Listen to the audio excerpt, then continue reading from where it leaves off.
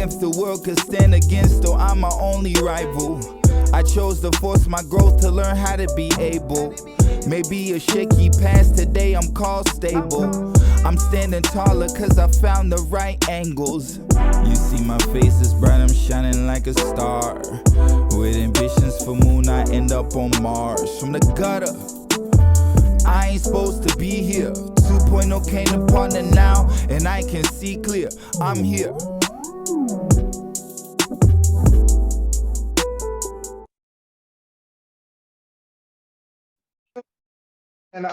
And this is Adulting 2.0 through Launch Ministry. Today we have Corey in the house, our executive director. How is it going, Corey? How are you doing? I am doing fantastic. I'm so excited to be here. All right, Corey, before we get started, we always go by pronouns. What are your pronouns? Because we do not assume. My pronouns are he, him. Perfect. So this course is going to be about self-discovery. In which ways do you feel that we are going to what ways are we going to discover ourselves, that we should prepare ourselves mentally, Corey?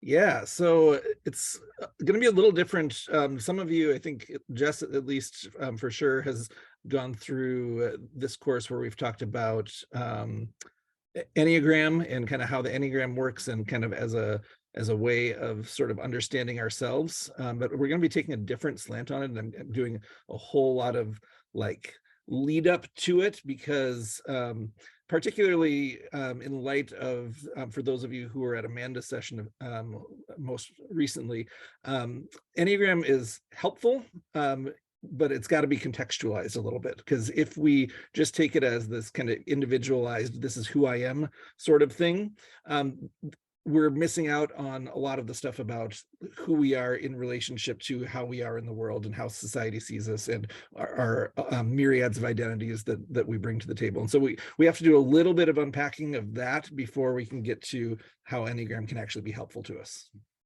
All right. Well, I will leave you to it. I will come on with some fellow interruptions. So feel free to share your screen if you have a presentation. And yes, I'm excited to learn. Thank you so much. And yeah, feel free to interrupt whenever. I am not great at monologues. So, all right. Can you guys see, does it say Adulting 2.0 in the middle of the screen? I'm going to assume yes, I see a thumbs up. Perfect.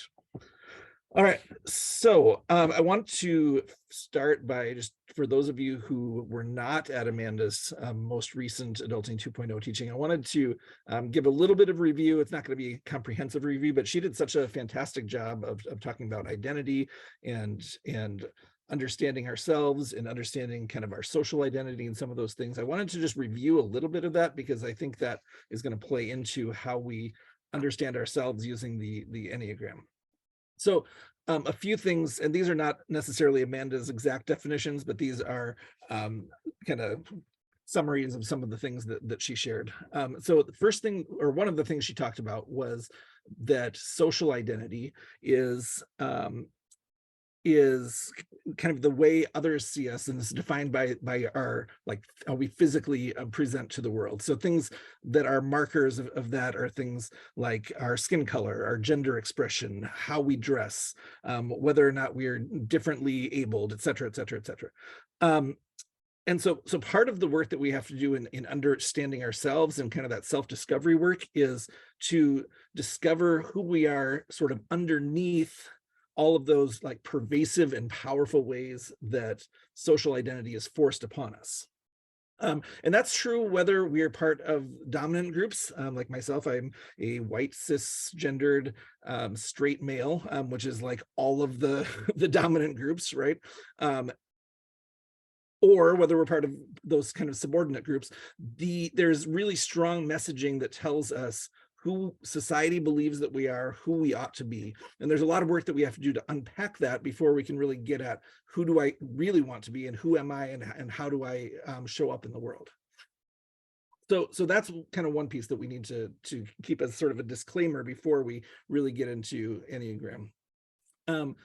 second thing, she talked about culture, and this is not her definition of culture, but it's really kind of things that you're indoctrinated into and which you really have no choice about. And she talked about things like family traditions, like your parents' work ethic, other kinds of like social cultural norms that are this is the way you are to be and act, right? So it's important to understand what those are in our lives, because those are really incredible, powerful shapers of what our values are, and what our thoughts about ourselves and our world, and again, how we show up in the world. So for example, am I really like worthless, or is that just my mom's voice in my head telling me that I'm worthless? Those are the kinds of things that we have to unpack, these things that have shaped us and been like pushed upon us, that we have to decide, are they really who I am? So Enneagram, for those of you who are unfamiliar with it, is a personality profile. There's lots of different kinds of these things that are out there, that is geared towards really identifying some of these dominant social identity markers. And let me unpack that. So if you do any reading about the Enneagram online, you're almost always going to run into like descriptions of these different personality types that play out in the way a white male, predominantly, sometimes a white female, experiences the world. And so how they experience the world based upon their personality type. That doesn't necessarily make it wrong or inaccurate. It just doesn't fully describe the experiences of all people. That's how a 7 is going to show up if they're a white male. But a 7 who's not a white male is going to show up very differently in the world. And they're even though they have the same personality type, it's going to look very different, and they're going to experience the world differently and experience their kind of wiring and their uniqueness in a very different way. So when we study the Enneagram, and Amanda made this point in the last session as well, it's really this is, I think, particularly true for Black-bodied individuals, but this can be true really across the board. We really can use the Enneagram to like make this information relatable to ourselves. But it's going to be more relatable if you can find somebody who has a similar life experience, maybe similar identity markers, because they're going to show up in the world in ways that are more comparable to the way you show up. So that's one set of disclaimers to this whole conversation about Enneagram.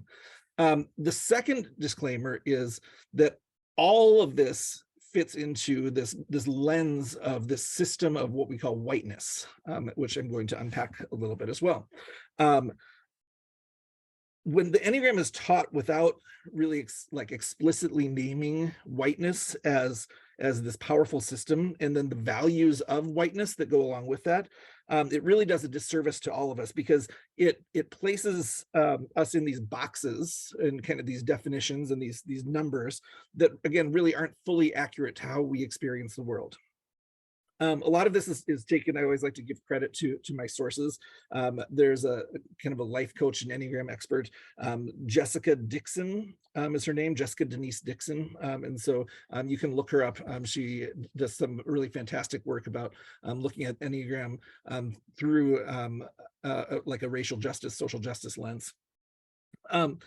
So in talking about how this plays out as a system of whiteness, we need to kind of talk about what that is. When we talk about whiteness, it's really about the kind of social pressures and systems that are baked into the culture all around us, the context of the world in which we live.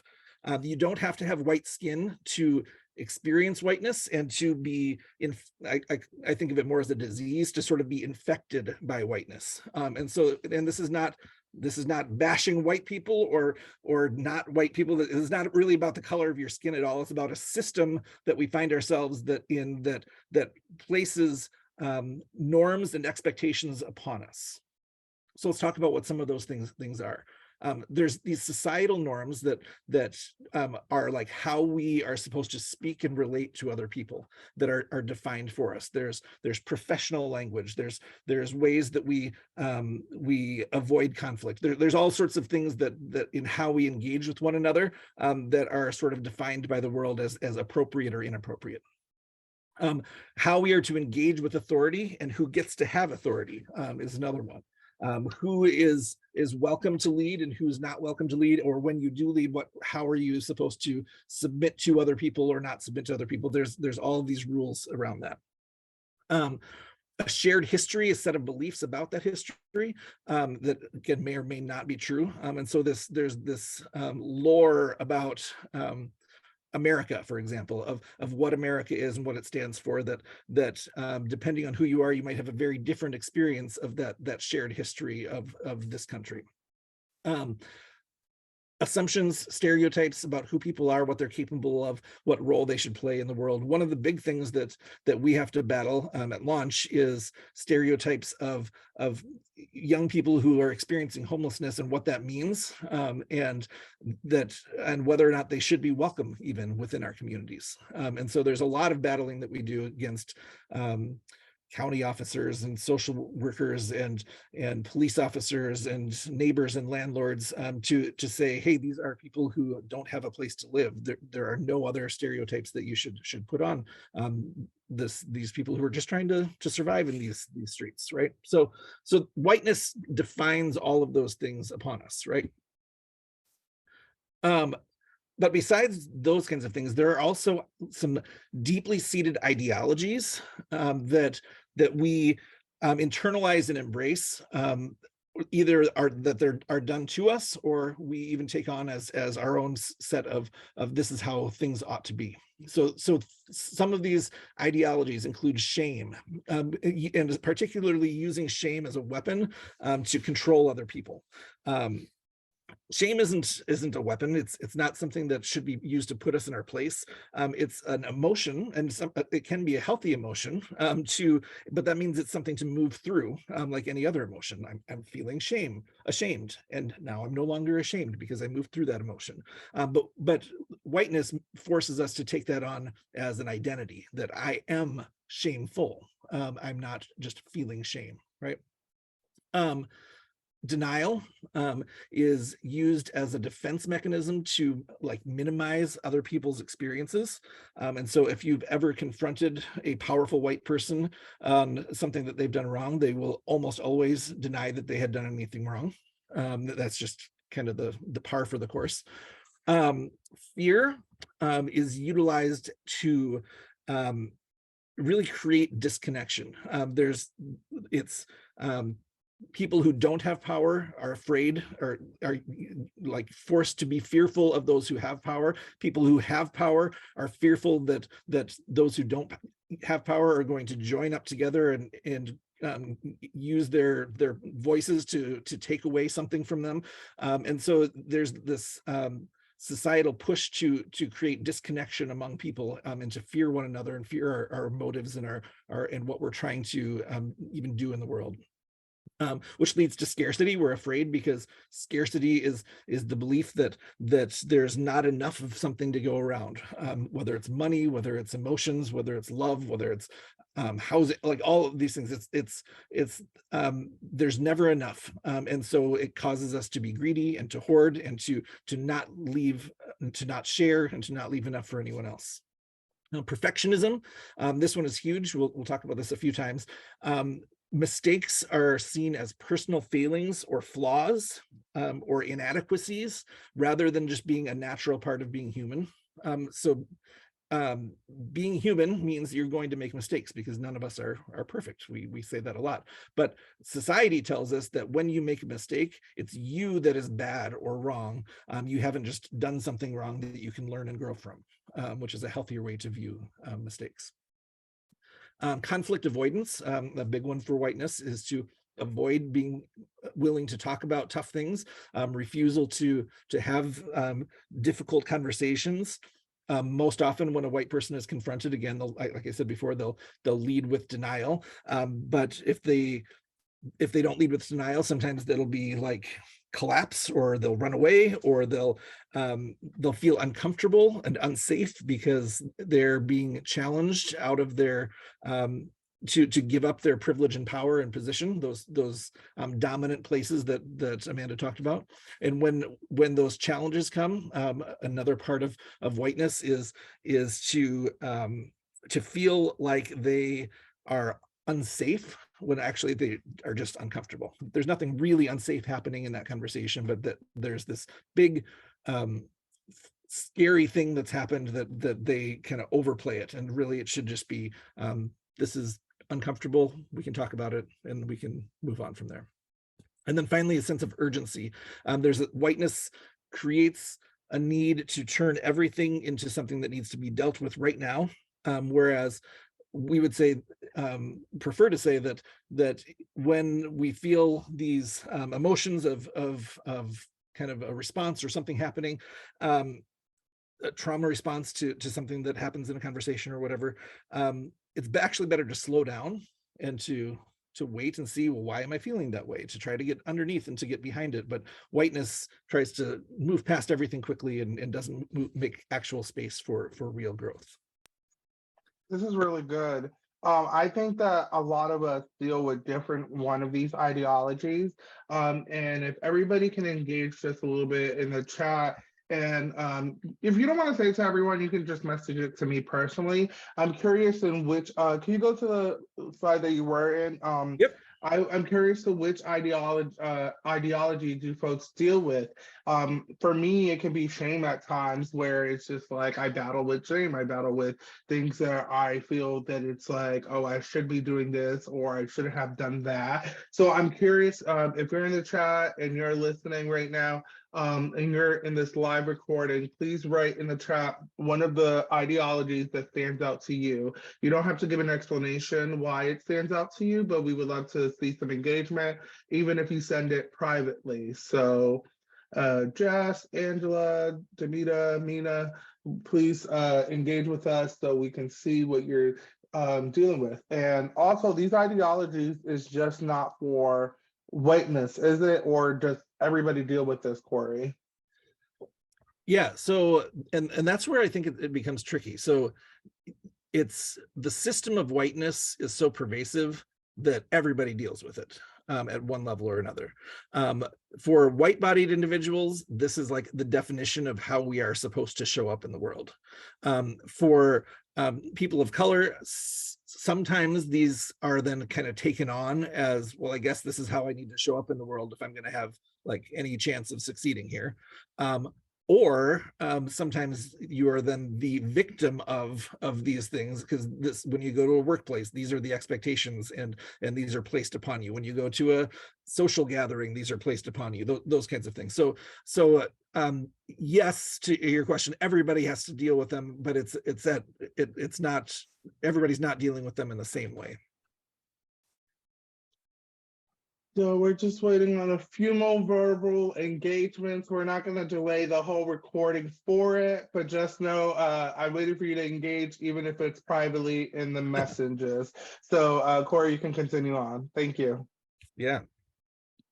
And so that was actually my question, essentially was to do a little reflection. Where have I, however identified, taken on these values of whiteness as a real and true part of this that's meaningful to my own identity? There's a really good question. The person already left, but I think it's an overall good question for conversation. Someone doesn't feel that they can relate to this because they're not racist, so they can't engage with this one.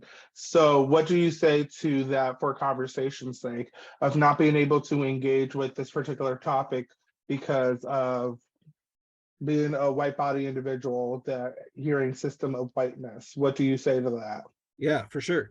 So I think this is where it gets tricky, right? Because when we hear the word racist and we think, well, that's like, well, I don't feel bad about Black people, or I don't have anything against people of color. I'm not that, right?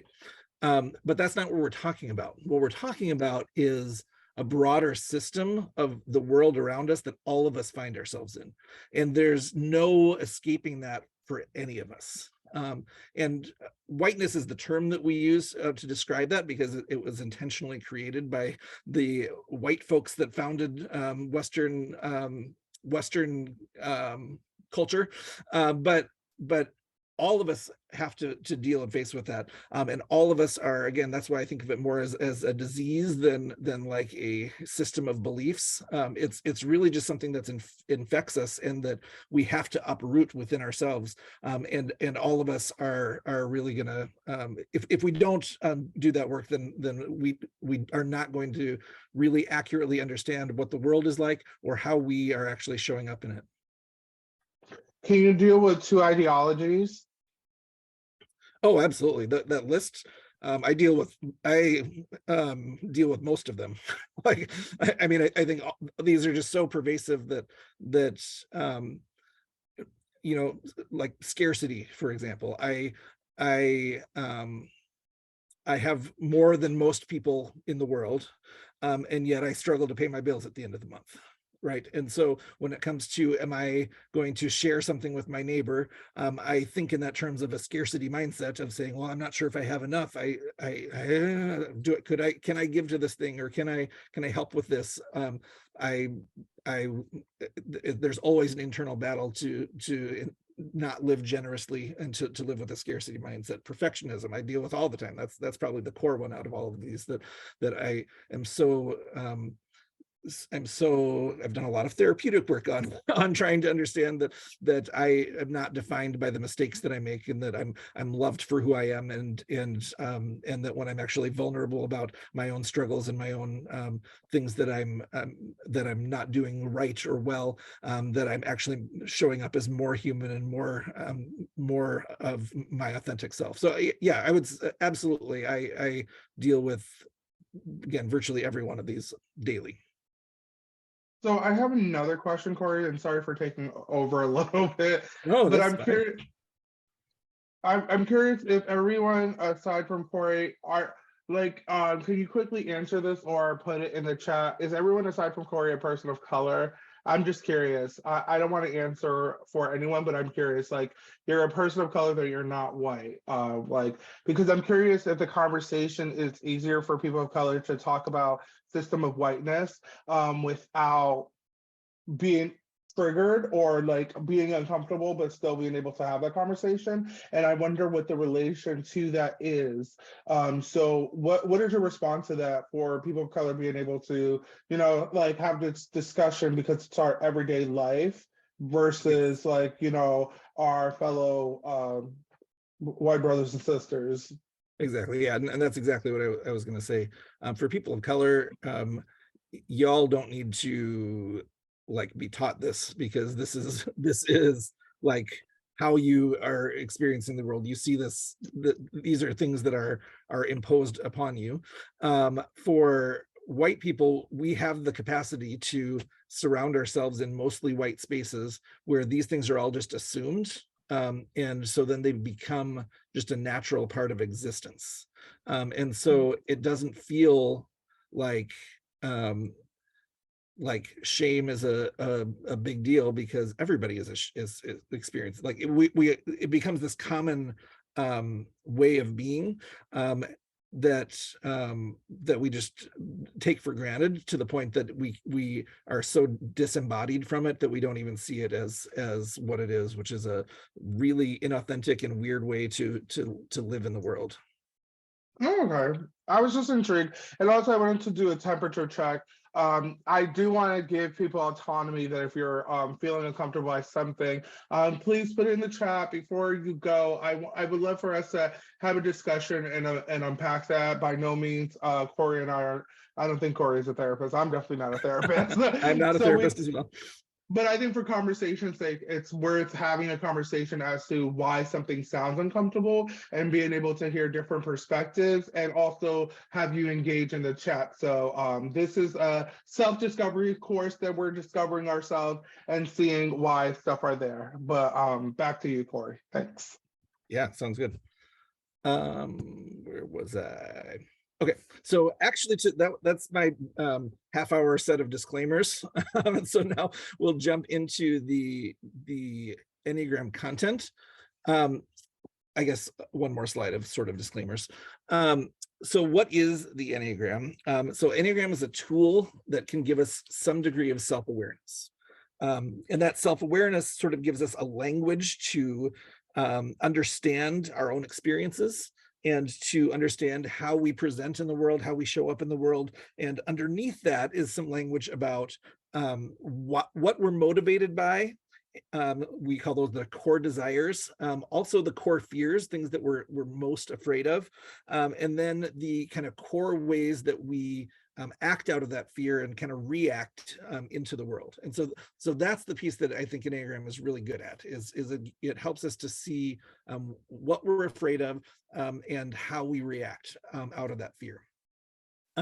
It can be badly used to sort, to judge, and to define, and to put us in boxes. Those are all kind of, again, characteristics of whiteness. And so when this tool is used badly, we become just this box that doesn't really define the fullness of who we are. It kind of flattens us to be this kind of smaller version of ourselves.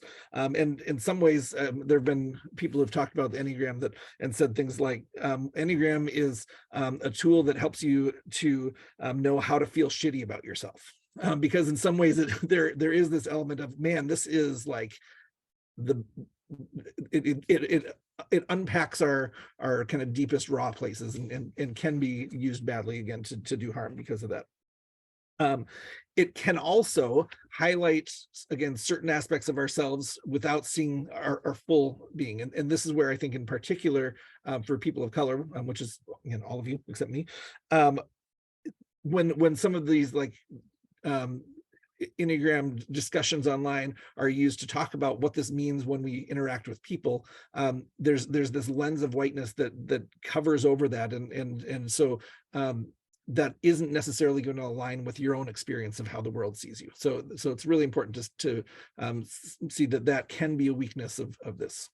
And finally, Enneagram personality types are not prescriptive, they are descriptive. So in other words, when you kind of align with one of these personalities, it's describing a piece of who you are, but it isn't like prescribing that this is the way you must be.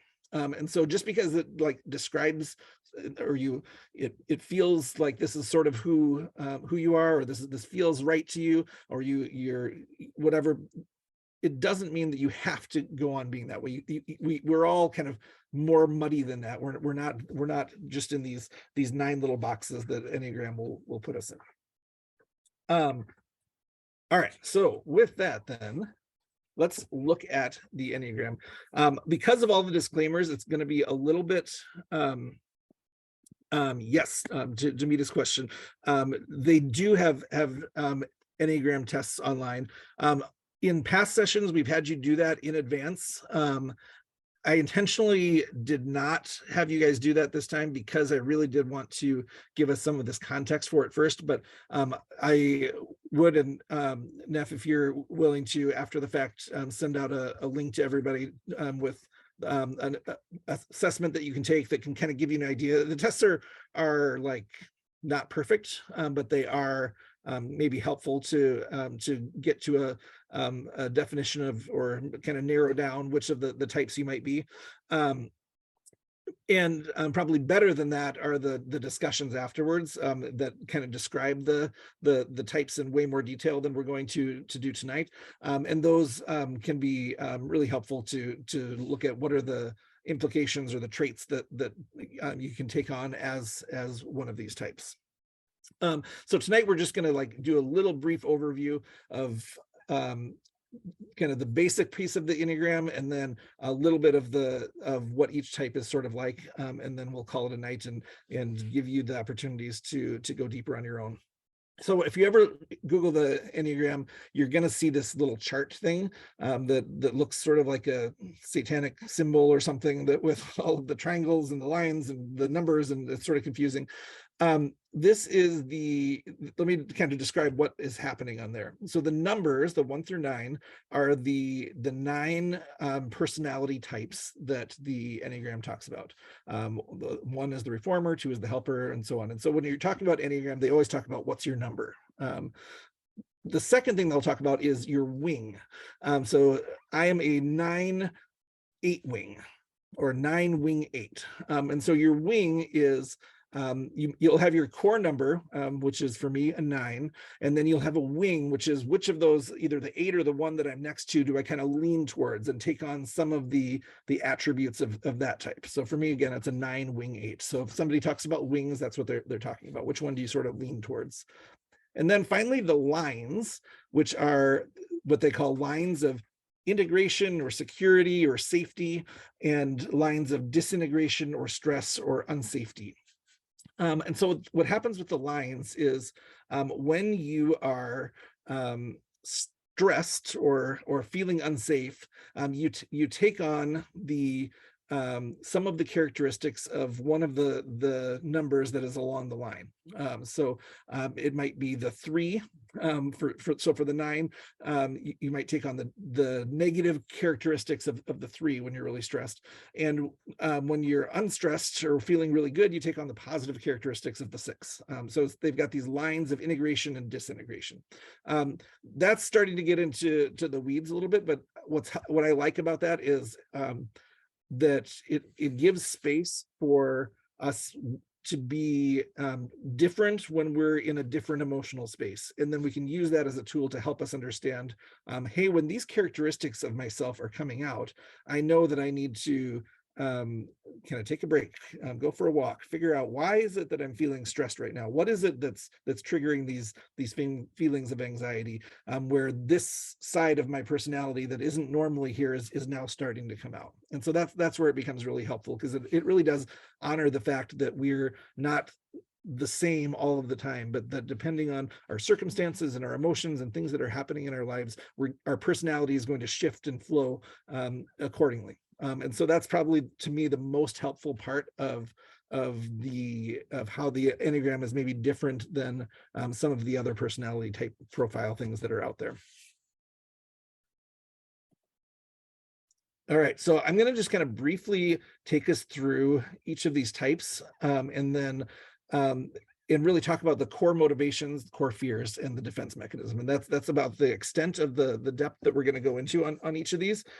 So for those of you who no, Neff, I did not create a secret phrase. I apologize. If you have something that you could come up with, that would be super helpful. Do you want to do that now? Sure, I was looking for something creative to come up with. Has anyone ever taken an Enneagram test before?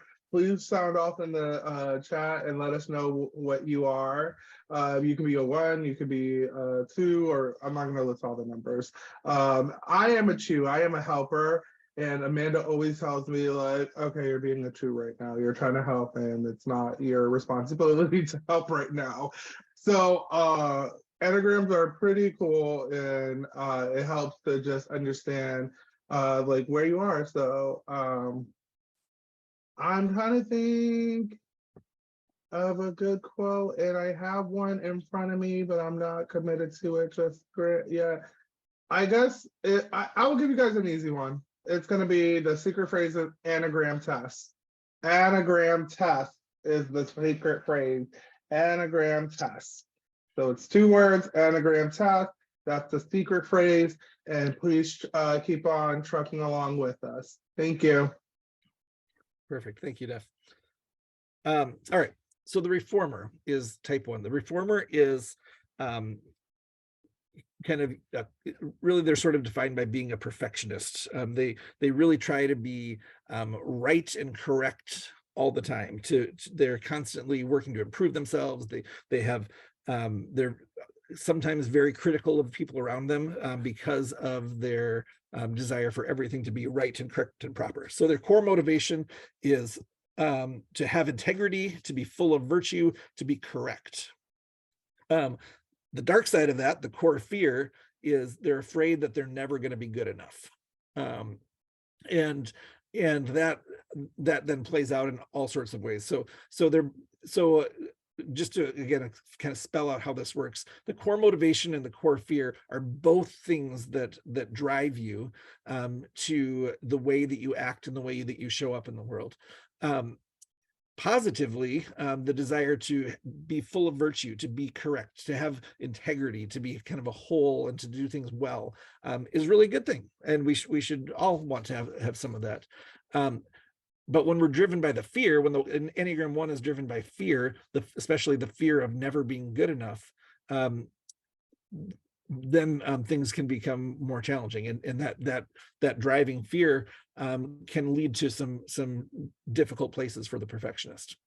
Now, this is, I think, one of those great spaces where we can talk about how has whiteness sort of like overlaid on top of the Enneagram. Perfectionism, you remember, is one of those traits of whiteness that we talked about. And so the question for the type 1 is, where is that core fear coming from, of that fear of never being good enough? Is that coming from really themselves, like an internalized sense of I never am feeling good enough, or is it coming from this broader system that's pushing upon us and telling us that we're never going to be good enough, and that every mistake that you make means that your character is wrong and that you're a bad person, and how dare you act that way?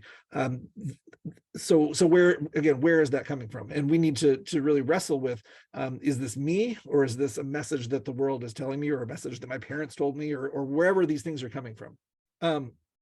So that's going to be true for all of these, that as we try to learn to understand ourselves, we have to learn how to understand ourselves within this bigger context of the world around us, the culture that shaped us, the people that we're in relationship with.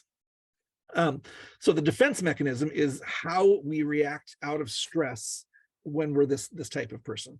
So for the Enneagram 1, the defense mechanism, we call it reaction formation, which means feeling one way but doing the opposite. So for an example, an Enneagram 1 might feel like anger is a bad emotion, and so expressing anger is something that they shouldn't be willing to do. And so an Enneagram 1 might be angry with a friend of theirs, but they're going to treat them kindly because and work really, really hard to treat them kindly because expressing anger would be bad. Does that make sense? So for if you're a type 1, watch for the times that you act differently than you feel, and then you'll know that you're in a place where you need to do a little bit of self-reflection. All right. And if one of these ever like resonates with you and you're comfortable with it, chime into to the chat and say, oh, I think that one's me. All right, 2. Neff already said that this is him, but Enneagram 2 is, we call the helper. It's the person that like 2s are some of the most fantastic people to be around, because they're going to do everything for you. They're going to take care of you. They're going to be the one who goes and does this. They're going to volunteer for every little thing. They're awesome. And so but for those who are like around 2s, you have to be careful to not put everything on them, because eventually they snap, and we'll talk about that. So the core motivation for a 2 is they want to feel love, they want to feel appreciation, they want to be seen as desire. That's their core motivation. I want to be loved. And the way they then try to experience that is to say, I'm going to serve you, and I'm going to help you, and trust that you're going to reciprocate with love in return, which unfortunately for 2s often isn't the case. The fear side of that motivation is to never be worthy or important enough, and so I don't feel valued. So the fear is to never be valued by the people that they engage with. The defense mechanism we call repression, which is hiding one's unacceptable needs and feelings, even from themselves, in order to show like a more acceptable kind of emotion. And so really what we'd be talking about here would be like basically setting aside their own needs in order to keep doing the giving, and keep doing the serving, keep doing the loving. And so that's why the type 2 will almost always like they'll be fine, they'll be fine, they'll be fine, they'll be fine, because they're setting aside those emotions of what they actually need from people around them, until it just gets to the point where they can't anymore, and so then it just falls apart. And so that's kind of the cycle that the two will go through when they're living out of that place of fear, and when they're responding to that defense mechanism. Does that resonate, Neff? It does. You read me in front of everybody. So thank you for the read. I think it's actually, yeah, that's it too. Yeah. It resonates to some degree, to some point. I don't think it resonates to every part of me, but I think that's what this is. It's not meant to be a cookie cutter for everybody and putting us each in factions. For So sure. Yep. Hence the 30 minutes disclaimer that these are snippets of description, and that we're all bigger and more whole people than this. And a lot of the Enneagram people say that really we have all of these types within ourselves. We just tend to lean towards one or the other. All right, number 3 is the achiever. The achiever is the person who like wants to accomplish big things. They're driven by this desire to be admired, the desire to be successful, the desire to be respected. Which the flip side of that then is the fear is that I'm worthless, that I lack value, that nobody sees me as worth anything. So the defense mechanism then out of that, and the things that 3s can look towards when they're wondering if they're in a rough space or not, is we call it identification. And what 3s tend to do is morph themselves into what's expected by the people around them. And so if the setting that they're in is requires them to be like bold and loud and rambunctious, then that's who they're going to become. If the setting requires them to be calm and introspective, that's who they're going to become. So they tend to just identify with the people that are around them in order to be admired and respected by those people. All right. Number 4. We call this the individualist.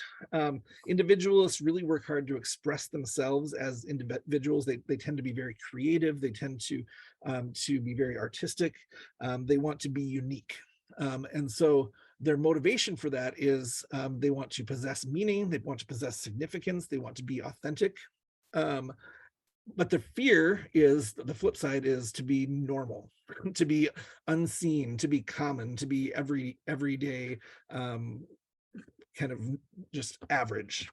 So when the 4 is having their kind of in their dark place or being reactive to the world around them, they do what's called introjection, or they tend to, and what they tend to do is really take on the perceived critiques of other people and internalize them. And so when so if I'm a 4 and I feel like somebody is like critical of me for being, I don't know, too loud, for example, I'm going to then internalize and say, oh, I am too loud. I need to work on not being too loud. And I need to rein myself in more. And then I'd be a better person. And so they tend to just really like beat themselves up over how people perceive them.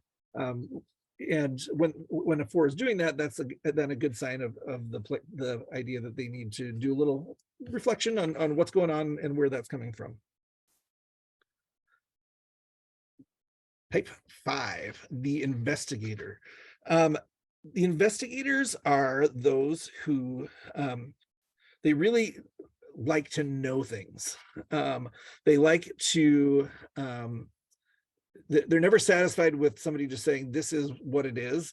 They want to know why that is what it is, and they go layer by layer by layer. They're the person who, when something comes up in conversation, they're always the one to Google it to look for more details. They just want to know everything, and the reason for that is they're motivated by the desire to be competent and capable and sufficient. And so when they're in a setting and they don't know something that other people know, that makes them feel insufficient or incompetent, which is their fear. Their core fear is that they would require help from someone.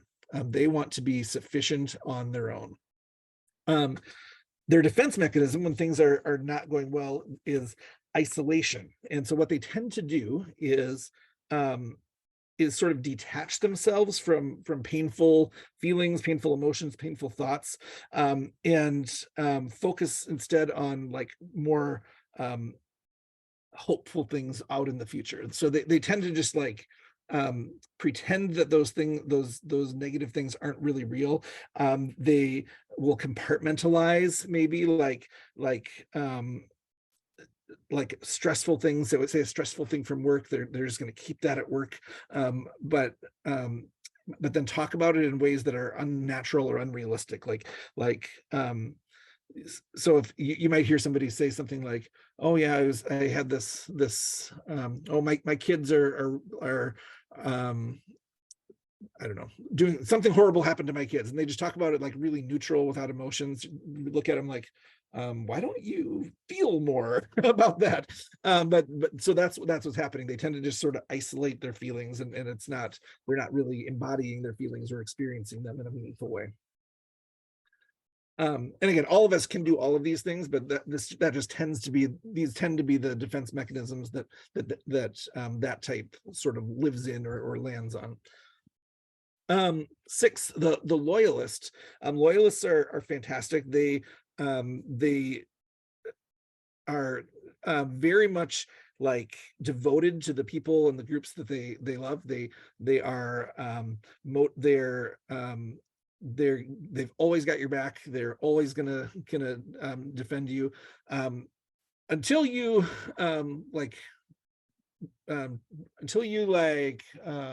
betray them or do something. Then their circle shrinks a little bit, right?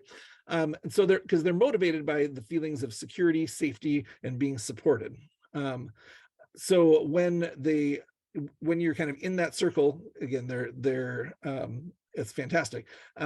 If you break that trust, then you are pushed out of the circle. That's kind of how 6s interact with the world. And so the core motivation, security, safety, support.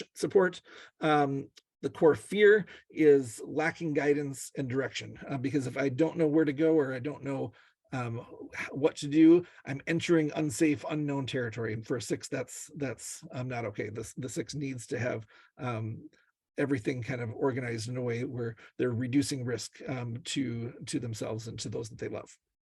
So projection is their defense mechanism, which is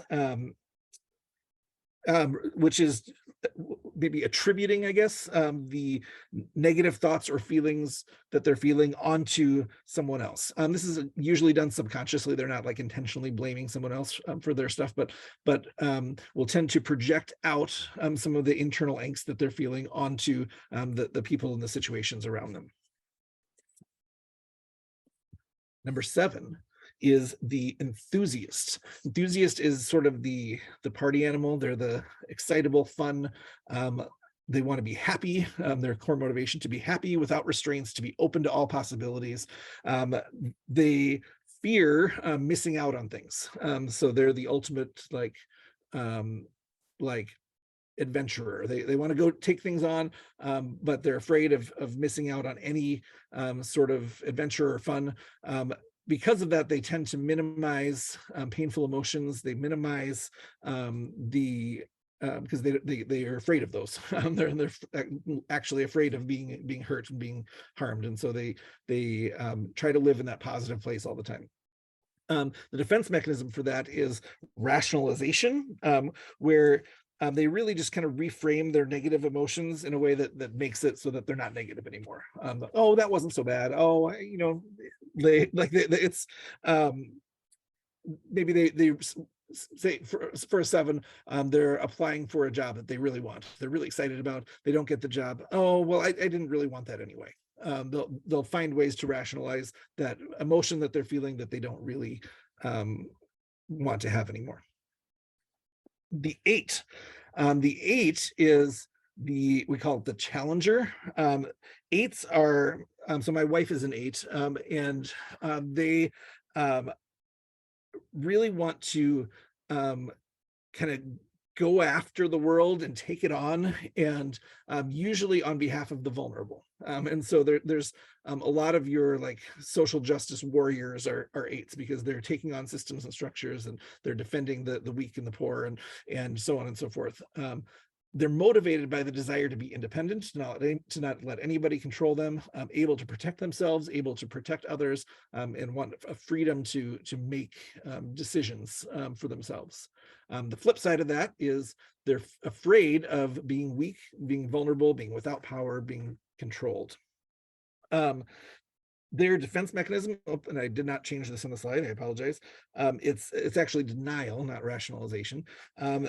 Denial, which is like, again, blocking out negative feelings and emotions, refusing to accept reality, which again can be part of what drives them to take over the world, but can be harmful because they're not actually seeing the world as it really is. And then finally, the last one, number 9, this is me, the peacemaker. The peacemaker is driven by the motivation of wanting to be at peace, both internally and to their surroundings, to be stable, to be connected with others, because their core fear is conflict, suffering, loss, and tension. And so they're driven by that desire to avoid those things, and which again, note that the overlap with whiteness that we talked about earlier, the conflict avoidance being one of the things that whiteness tells us that we ought to do. And so 9s are like driven by that. The defense mechanism for 9s, narcotization, which is a big word that means numbing ourselves. And so we find ways to avoid pain, avoid the feelings of tension by creating numbness. That could be anything from staring at your phone to maybe drinking too much, to whatever the case may be. Emotional collapse is a big one. So just disembodying yourself from your body so that you don't even feel the emotions that are there. And we got through all 9 of them, which is remarkable, because I wasn't sure that I had enough time to do that. So that was a lot of fast talking and a very shallow look at all 9 types. Yeah, I see a couple of people starting to chime in with types that you think you are. Do you have a link that people can, your preferred link to take the Enneagram test that people can go to? Yeah, let me, can we send it out after the fact? Because there's one that we've used, but I didn't check to see if it's still valid. But yeah, if we can do that, that would be great. I'll send it with the survey. And yeah, do you have any closing remarks before we sign off for tonight? Yeah, I think so. For me, Enneagram has been super helpful. Again, particularly the ability to see when I'm reacting out of that defense mechanism, because that's when I know that I'm not really being my true and authentic self.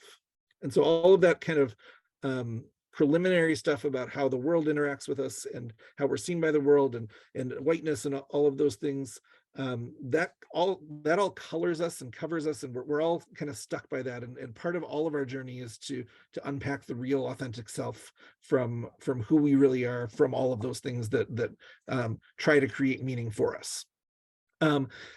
And the place that I can see the most truth and the most authenticity is when I am actually acting inauthentic to myself, because that's the thing that I know is true. When I am collapsing, for example, as a 9, when I'm collapsing, when I'm numbing, when I'm avoiding conflict, I know for a fact that I'm truthfully being inauthentic at that point. Oh, wow. So who I truly am then is whatever it is that I'm trying to avoid and cover up out of that self-defense mechanism. And so to me, that's where this becomes the most helpful, is to understand how I avoid fear. And the other thing, I guess, just kind of final thought related to that is that's not a negative thing.